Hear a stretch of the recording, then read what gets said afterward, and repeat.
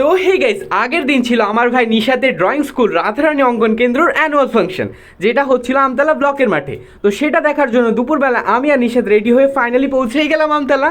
তো গিয়ে দেখি ফাংশন তো অলরেডি স্টার্ট হয়ে গেছে, কেনই বা হবে না, টাইম তো ছিল 11টা থেকে।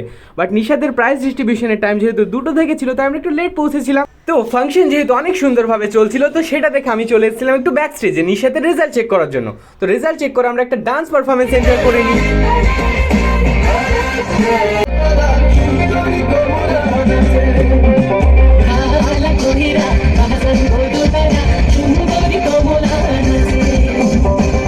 একটা সুন্দর ডান্স পারফরমেন্স দেখে আমি একটু ঘোরাঘুরি করছিলাম, তো আমার এখানে বাবন ভাইয়ের সঙ্গে দেখা হয়ে গেছিল, তাই আমরা দুজন চলে গেছিলাম ফ্রন্ট লাইনে। তো এখানে গিয়ে বাবন ভাই পিকচার ক্লিক করাচ্ছিল, তো আমি অ্যাওয়ার্ড ফাংশনের অ্যাওয়ার্ডগুলোকে দেখে ফ্রন্ট লাইনে ফাইনালি বসেই পড়লাম একটা সুন্দর জায়গা দেখে।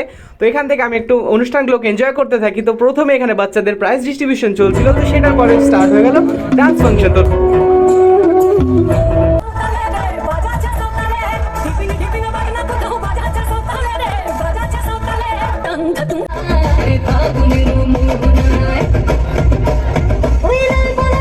রাধারানী অঙ্কন কেন্দ্রের স্টুডেন্টদের পরে বা সুশীল ডান্স গ্রুপের তরফ থেকে আরেকটা মাইন্ড ব্লোয়িং পারফরমেন্স হচ্ছিল, সেটাও তোমরা এনজয় করে নাও। তো ডান্সের শেষে এই সিগনেচার মুভটা তো আমার অসাম লেগেছে, তোমাদের কেমন লেগেছে সেটা কমেন্টসে জানিয়ে দিও।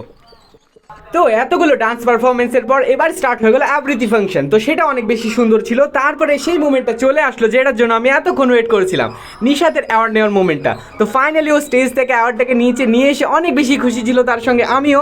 তো সেটা দেখে আমি একটা বাচ্চাদের ডান্স পারফরমেন্স এনজয় করে নিয়ে তোমরাও।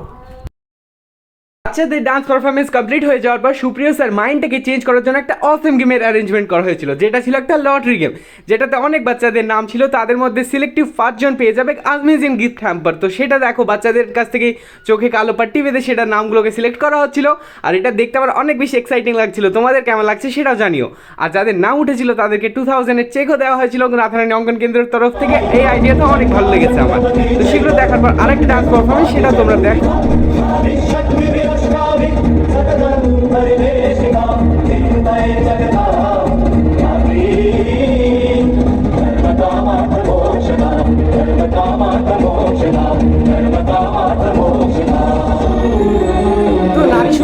এই থিমে যে ডান্সটা করছিল স্টুডেন্টরা, এটা অনেক বেশি অ্যাডভাইসবল ছিল আমাদের সমাজের জন্য। তারপরে শুরু হয়ে গেল সুশীল ডান্স গ্রুপের তরফ থেকে আরেকটা সামাজিক গানের ডান্স। তো সেটা আমি অনেক বেশি এনজয় করছিলাম।